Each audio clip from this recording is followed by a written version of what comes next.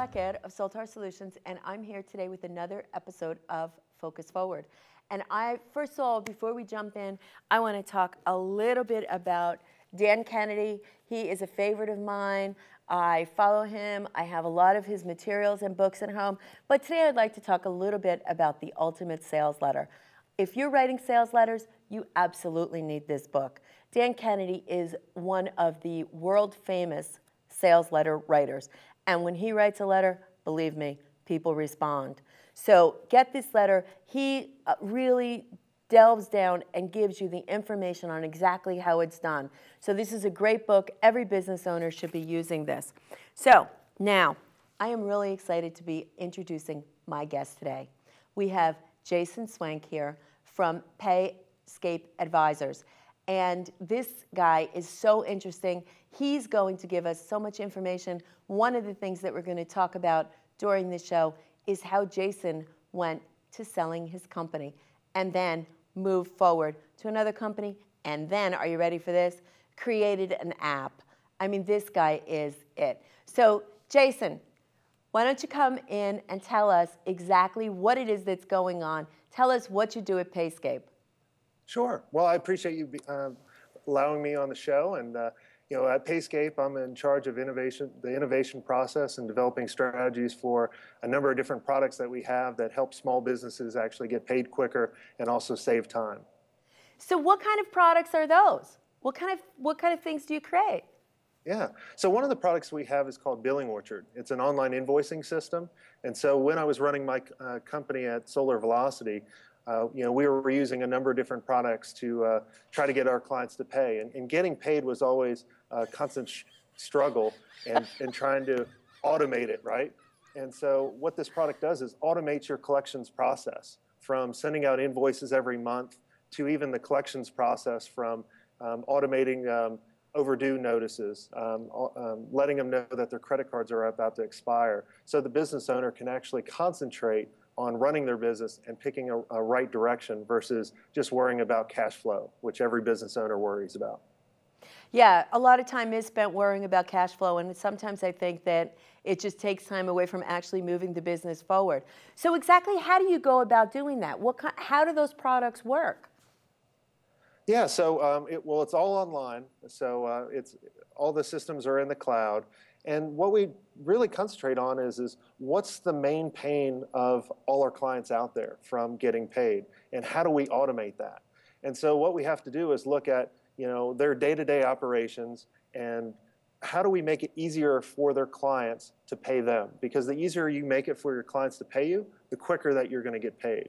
Mm-hmm. And so we look at that overall process and we try to map that out. And then we design a killer system, which we have, that gets people paid 3 times faster. Wow. So are you creating like individual systems for your clients? Is that what I'm getting out of this? Yeah, correct. So we look at just kind of the problem, the cash flow management, and then we look at tools that allow them to get paid quicker, whether it be a mechanism for accepting credit cards, to invoicing, to a system that they can connect all their systems together in order to get paid quicker. Wow, that sounds really fascinating. So it sounds like it takes a lot of the not only the guesswork, but also a lot of the time that people spend focusing on, did that come in, did this go here, did this, the maneuvering of the money, which every business owner is doing practically constantly. Oh, exactly. I mean, that was the biggest struggle is, trying to project out, can I hire the next employee? Can I afford to invest in another building? How much money do I have coming in? And so that's really what we're trying to solve here. And there's a number of different systems out there that solve this as well, but we're trying to deliver, the best product that solves that ultimate problem that they have. Well, that sounds really interesting. So is it like you partner with the companies, getting to know the companies that you're working with, and then you help them to determine if, in fact, they could afford that extra employee, and the next part of that is how they can go about maybe adjusting their system so they can take on that next employee. Does that sound right? Correct. That's exactly correct. I mean, we partner with all our clients. We understand their business. We try to figure out, all right, what's your main pain point? And then how do we solve that? And then we'll recommend different products or solutions for them in order to increase their cash flow. And then give them, then they'll have the ability to look at reports and say, okay, I have this much coming in the next quarter. Great. This is how much my expenses are. Okay. Now I can make that more informed decision rather than, I know when I first started my business 12 years ago, there was a lot of guesswork. There wasn't that many tools out there that would allow you to kind of try to predict what you have coming in. And now this system actually, we're trying to do that with this. Well, the interesting thing I think is most small business owners are a little bit in the dark. They don't know exactly how the cash is flowing in. They know that they need the money. Yes, I need that check and I need that check now, or those, those receivables. But often I think people are in almost like a fog about it. And there's no way to predict the future growth of their company because they don't have a handle on the now. So getting these reports, it sounds like you create the reports so people can actually see right in front of them exactly how their cash is flowing in and also where that money is going. That's correct. The biggest, you could ask about 95% of people that actually start businesses, and probably all of them would say, I didn't get into business just to invoice or worry about cash flow or get collected from clients. They got into business because they loved running a sports camp. They got into business because they loved designing websites or whatever the business is. And so what we're trying to do is ease that pain and give them a couple different tools that they can automate. So what a great asset for a business to have. I mean, this is amazing because if you can take that particular chunk, which is huge for businesses, and kind of, I don't want to say hand that over, but kind of allow someone else that is bonded and you can trust and that corporate identity or entity to help with that, that frees you up to do the things you love. Because most people in their business are not doing the things they love. Most people are not. They're trapped with all those things that they don't really like doing. Yep. So that's it exactly. Exactly, yeah. I mean, our main goal is for them not to log into the system every day. We want the system to do all the automation for them and then log in anytime they need to understand a report or do future projections. That's our ultimate goal. The other thing is that I've noticed with clients is they believe that the success of their business is dependent on how much money they bring in.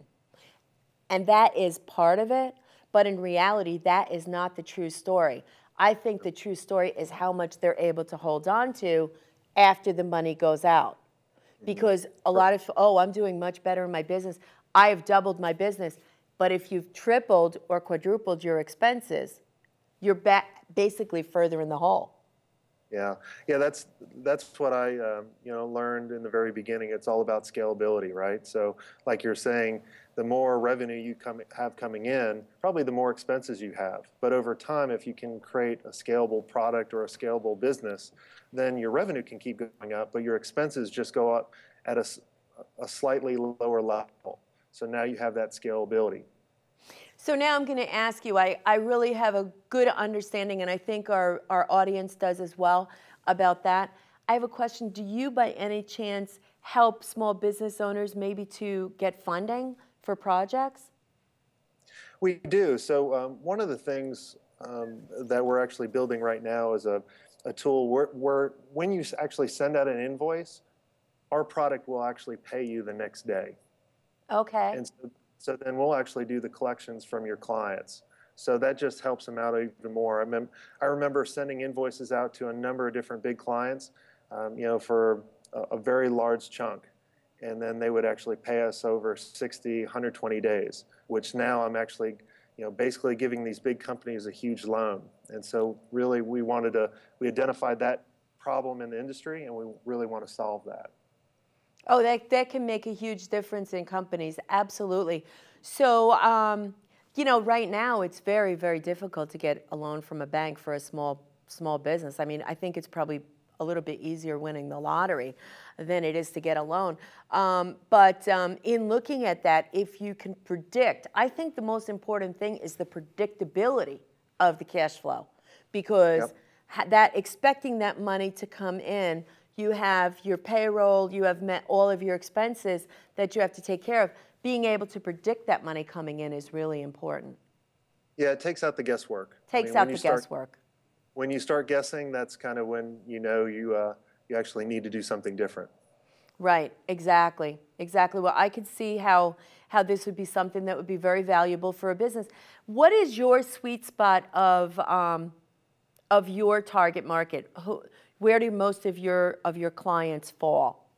Small businesses, ranging from the mom and pop shops all the way up to probably a couple million. That is our sweet spot.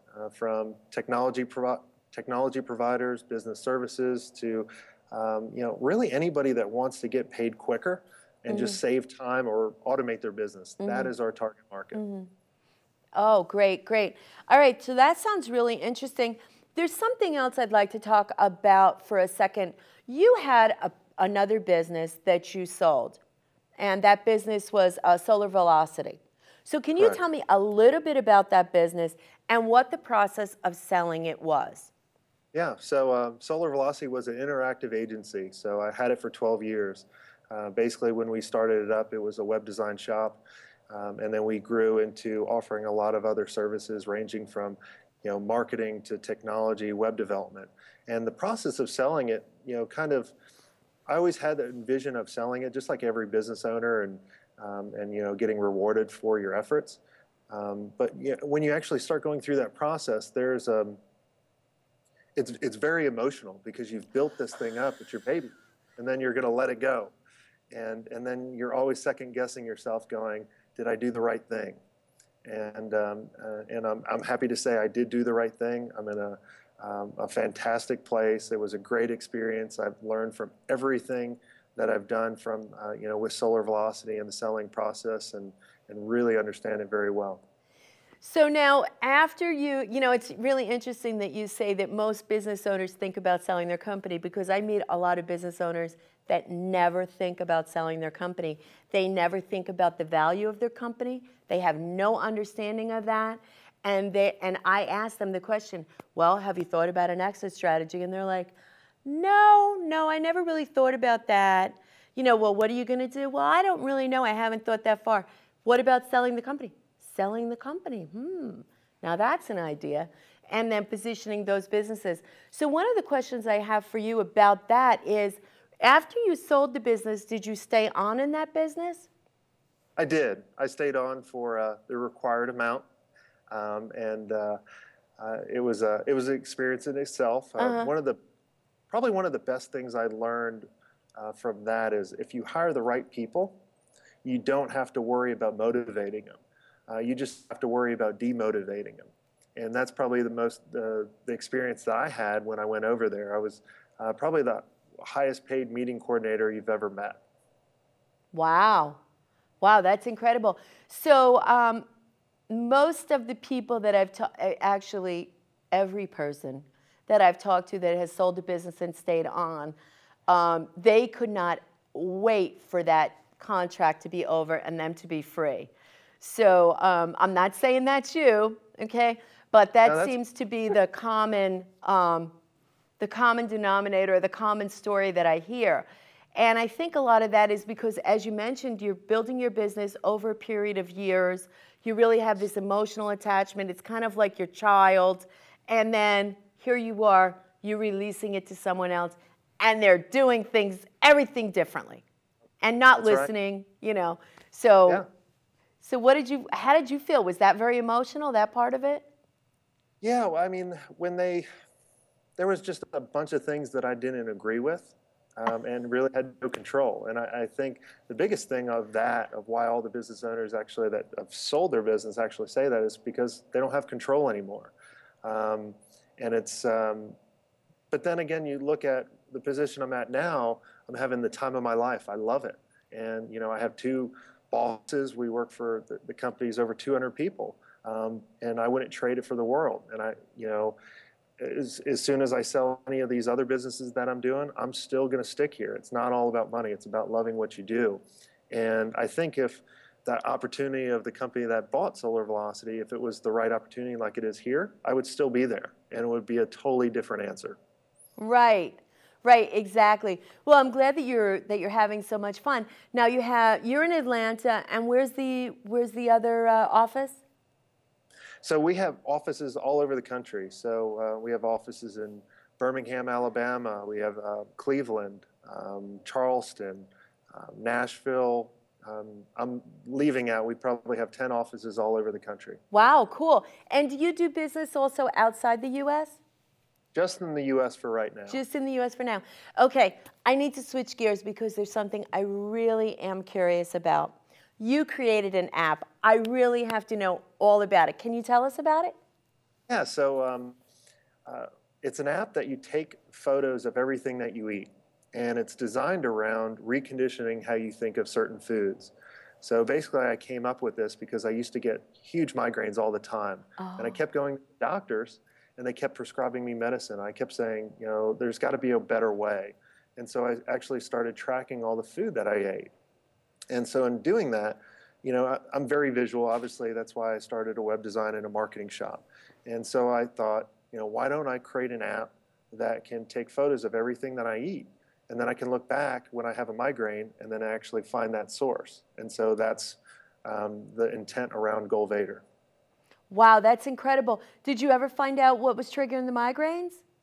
Yeah, it was highly processed foods and, you know, like donuts and Hot Pockets, you know, all the stuff that I shouldn't be eating. And so when I noticed that, I actually recondition it. So, you know, how the app works is as you're taking photos and a couple hours later, it will actually tell you, how are you feeling? Are you feeling uncomfortable? Are you feeling excited, energetic? So it has positive and negatives, and that overlays on the photos. And then you can actually share those photos with your friends. So it does a couple things, right? So you can actually look at this visual and say, you know, oh, wow, I have a migraine. I'm going to hit uncomfortable. And then now I can associate Hot Pockets and bagels and McDonald's all to pain. And so over time, rather than just setting out to lose a goal for losing weight, now I know which foods makes me feel better. That is incredible. My mother-in-law suffered for years and years and years with migraines. Terrible. She'd be 5 days in bed. It was horrible. She went all over to, you know, to different doctors, kind of like your story. They gave her meds. The meds didn't work. You know what she ended up finding out? Tomatoes. Really? Oh, Anytime wow. she ate anything with tomatoes, she would get these migraines. So that you would never think that that would happen, but that's, you know, but having that little, you know, being able to just take those pictures and then log in how you feel, I mean, that's huge. That's great. And it's all about accountability, right? So you think about with any goal that you set, if you set a goal or if you tell your friends you're going to do something for them versus if you tell yourself you're going to do something, most likely you're going to do it for your friends and not yourself. And so that's why we actually you know, brought in kind of the social piece. So all your friends actually see what you're doing. They see your goal, they see your action plan that you're laying out, as well as seeing your photos. So then now they can comment and say, well, if your goal is really to lose weight or feel better, should you have eaten that Big Mac or those extra fries or that shake? And so it starts holding yourself accountable because you know other people are watching. Exactly. Well, you also have that right in front of you. I mean, that's scary when you look at some of the things. You're like, whoa, did I really eat that? That's not good. Yeah, so that's really great. So where does somebody get that app? It's free on iTunes. They can go to our website, golvator.com, and it's spelled like goal and motivator put together. That's how we came up with the name. They can go to iTunes and just type in Golvator or you know, food tracking photos, whatever they think they can type in. We're starting to come up, but we launched it 4 weeks ago, and it's really pretty cool watching people respond to us and saying, you know, we're trying to lose 100 pounds. It's already making a difference in our lives. And, you know, success of the app is all around people using it and people actually achieving their goals and just feeling better. And I think if everyone tried to do something to help out, you know, one or two or a couple thousand, the world would be a lot better. Absolutely. Wow, that's incredible. So that's a free app. You just go to iTunes, you can download it. Well, that's wonderful. That's great. So I hope everybody goes and does that. So now I have a question. What's next for you? I'm going to continue to keep innovating at Payscape and creating the next best products to help people with cash flow. And then see where the GoalVader thing takes us to. See how we can break that off and apply it to other goal setting rather than just kind of feeling better or wellness. Because I really think the world is visual. So how do we give them more visualizations in order to change their behaviors? Yes, that's absolutely true. I think it's increasingly becoming more visual. I think before we did rely on it, but we would also take in more different types of information. But now I think it's really much as our world speeds up more and more, I think it's very important that we feed that visual and be able to understand how we can utilize that to take in information maybe more succinctly. Yep, exactly. So, so just what tips could you give to business owners that might be interested in positioning their companies for sale? Sure. The biggest thing is doing a product that actually solves a problem. That's probably the biggest thing. If you can figure out a problem in the marketplace that not many other people are solving, and you can do a very good job, you're going to position yourself in a very good light in order to sell your company. If that's an ultimate goal, some business owners just want to, get a nice income from the business and then retire over a couple years. People are scared to sell in it sometimes. Okay, so that's one.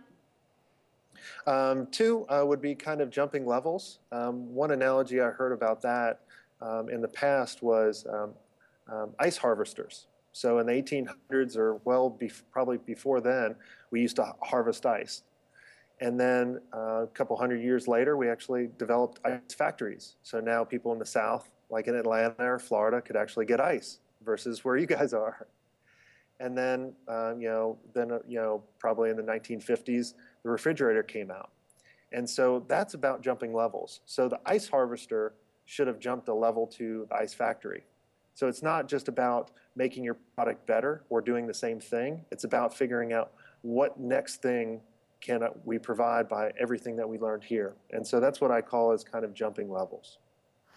It's fascinating that you should mention ice. I don't know if you've ever had an opportunity to go to Williamsburg, Virginia, the old colony. Well, one of the things, I went there when I was probably the first time, maybe like 8 years old.